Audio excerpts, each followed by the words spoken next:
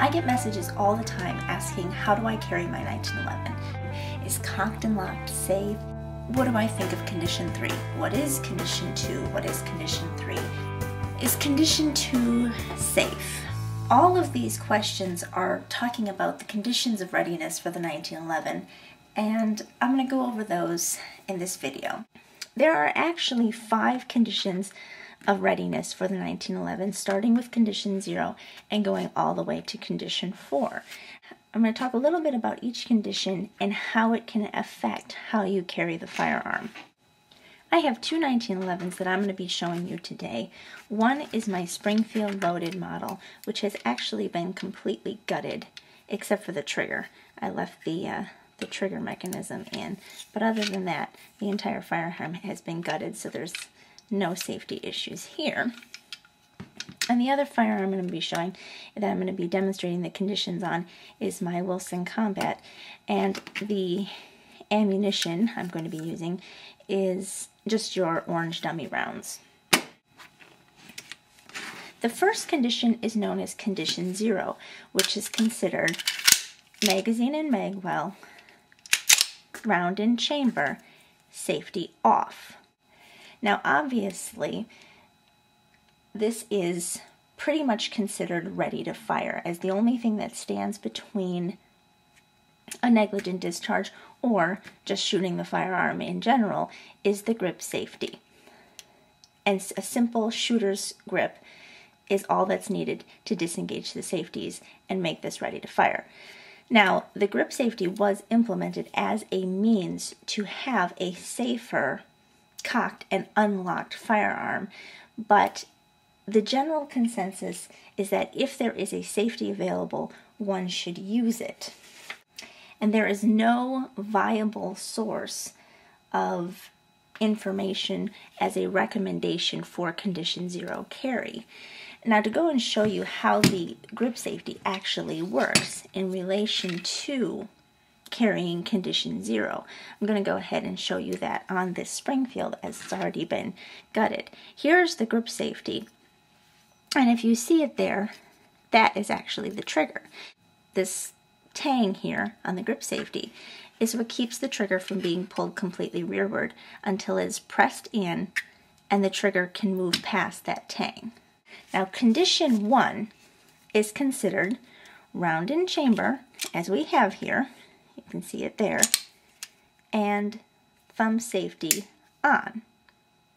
This is considered also what is called cocked and locked, and is the most recommended and carried condition of the 1911. It was actually recommended in the field manual numbered 23-35 in 1940, and I'll quote from it, which says, "When early use of the pistol is probable, it should be carried loaded and locked in the holster or hand. In campaign, extra magazines should be carried fully loaded." So that's from the 1911-1940 field manual itself. Obviously, it is a very fast and intuitive means of disengaging the safety, as just a simple sweep of the thumb disengages the safety, and then it is ready to fire. It is also a safe mode of carrying, as it is the only condition of all of the conditions of the 1911 where every single one of the 3 or 4 safeties in the 1911 can be implemented at one time. If your firearm has a firing pin safety, the grip safety, the half-cock safety, and also the thumb safety. So it's a very safe condition to carry in. Is Condition 1 safe to carry in? Well, to talk a little bit about that, we have to talk about the history of cocked and locked and the stigma where it came from. The fear of the cocked firearm came from the revolver days, when there really was no safety in between a cocked hammer and the firing pin. In fact, sometimes the firing pin was even on the hammer, and when it was cocked, it was pretty much all you had between the hammer and a negligent discharge or the round discharging was a hair trigger, and even a drop or something like that could result in a negligent discharge. However, there are, in fact, as I said, 3 or even sometimes 4 safeties in place during cocked and locked that keep this from happening. And that would be the half cock, the thumb safety, the grip safety, and if your firearm is equipped with it, the firing pin safety. All 4 of those safeties need to fail simultaneously, and you'd still need to pull the trigger in order for this to fire, for your 1911 to fire. The thumb safety, which a lot of people are not aware of, acts more than just a simple slide stop. It actually blocks the hammer and the sear. It blocks the sear from moving inward and the hammer from falling down. And I will demonstrate that with the gutted parts of my Springfield here. Okay, so this is kind of a very crude representation of what's going on in the back. I don't have the disconnect in here because I'm not really concerned so much about the disconnect as I am about the hammer, the sear, and this last little piece here, the thumb safety, and how these all work together to make a very, very safe firearm, specifically when discussing cocked and locked. So you can see the relationship for how it would be inside the firearm. Mainly, I want you to see how the sear and the hammer look in relation to each other right now. You see how there's no gap between the sear and the hammer. Now, when you cock the hammer to half cock, that represents half cock. So you can see here, you see how there's still not much of a gap here, and the only thing that's keeping this at half cock is the sear and this little hammer hook here. Now, let's represent full cock. So we pull back a little bit further and snap. All right, we are now at full cock. You see this gap here that has formed between the sear and the hammer. You see that gap? This is important for the thumb safety. You see this part here of the thumb safety. That actually is cut perfectly to fit inside that notch between the sear and the hammer. I'll show you here. And there we go. You see how the thumb safety, this would be representing cocked and locked here. The thumb safety is engaged. Now, when you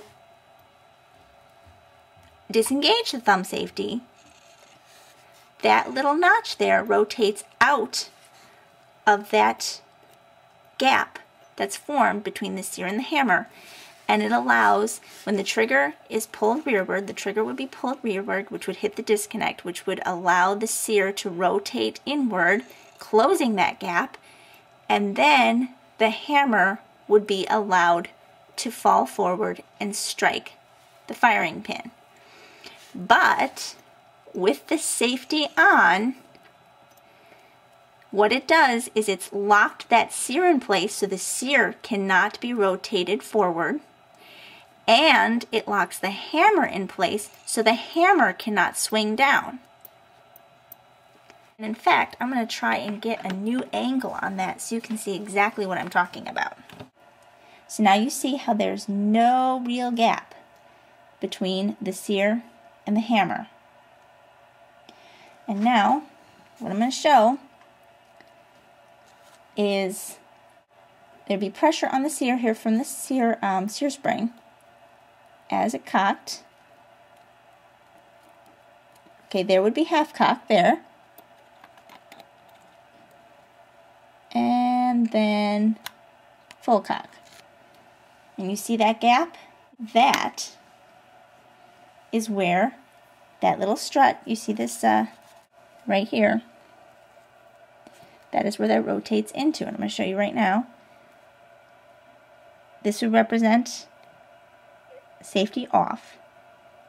You see how that, when you thumb on the safety, you see how that fits right in there absolutely perfectly.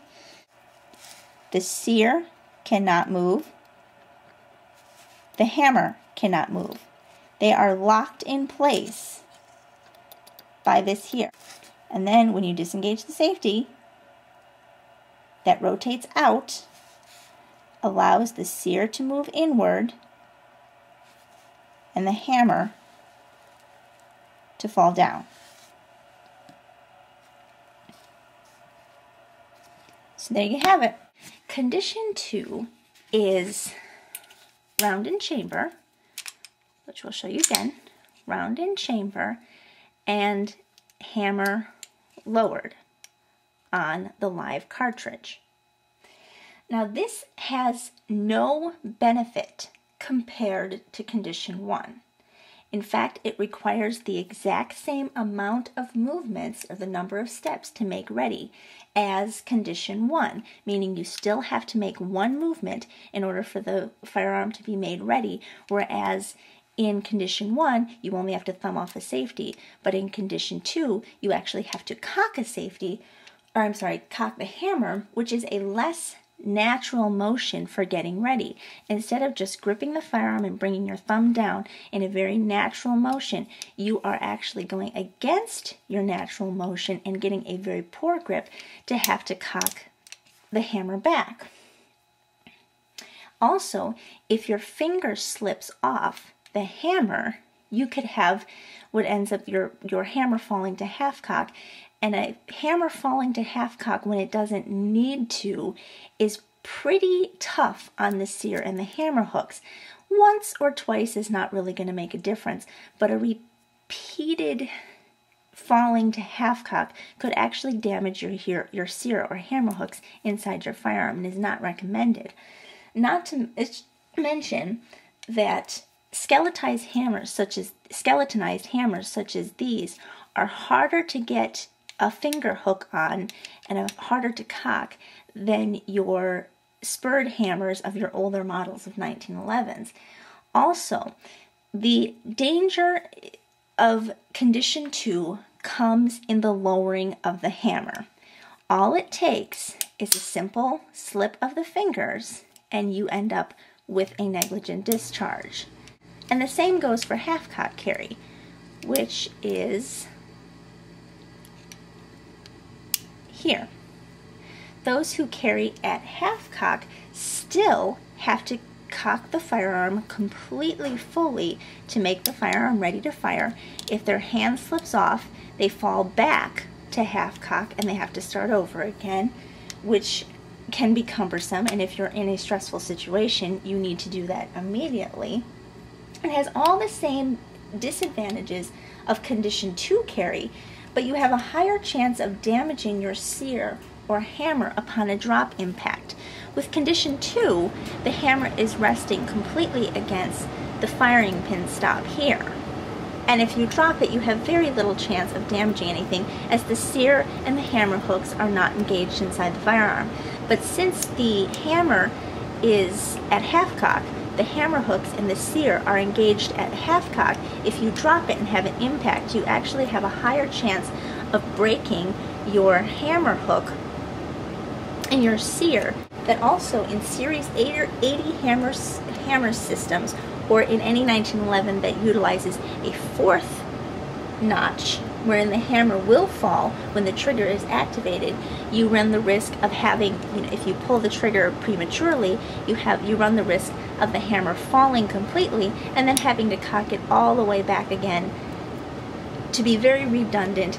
And if you need your firearm immediately, that could end up being to your detriment. Many handgun manuals recommend against half-cock carry for that reason. It was made as a safety feature, not as a means of carry. Condition 2 and half-cock carry became very popular during World War II, especially among lefties, as there was no ambidextrous safety available, and it was actually easier to draw the firearm and cock it than it was to try to draw and disengage a safety. It was also popular with the military, how they still have the regulation that one is to carry condition 3, which we'll get into in a second, and it was a telltale sign that someone was carrying condition 1 if their hammer was back. So carrying condition 2 made it look like they were carrying in condition 3, but in actuality, the chamber was loaded. However, when they did lower the hammer into condition 2, they utilized clearing barrels where they could safely lower the hammer, or if they slipped, a negligent discharge would go in a safe direction. That is the biggest concern with half-cock and condition 2 carry, is that as you are putting the firearm into condition 2 or half-cock, that you may slip and have a negligent discharge. And hopefully you have nothing of value that your firearm is pointing at. Condition 3 is chamber empty, hammer down, loaded magazine in the magazine well. This is condition 3. Obviously, the slide has to be cycled in order to chamber around, and this usually requires 2 hands to rack the slide.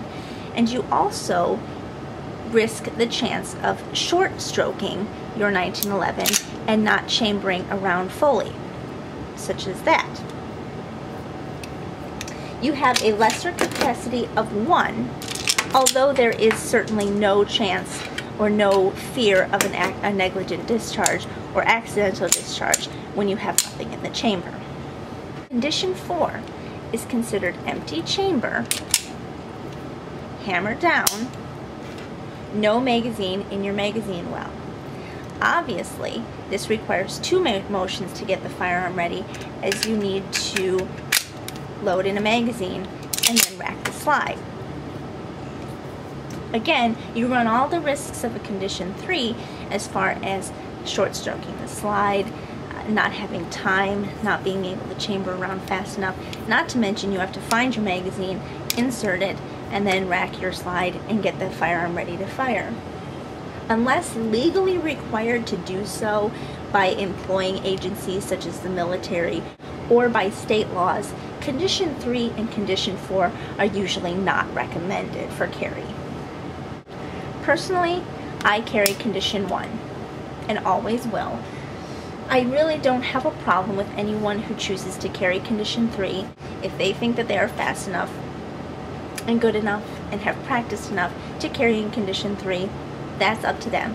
I will fight a little bit harder with condition 2, however, as it is the only carry condition that has the highest chance of a negligent discharge, as that, like I said, the lowering of that hammer onto a live round, just a simple slip, could cause a negligent discharge. So there you had the carry conditions of the 1911. I hope that helped you out. We'll see you later.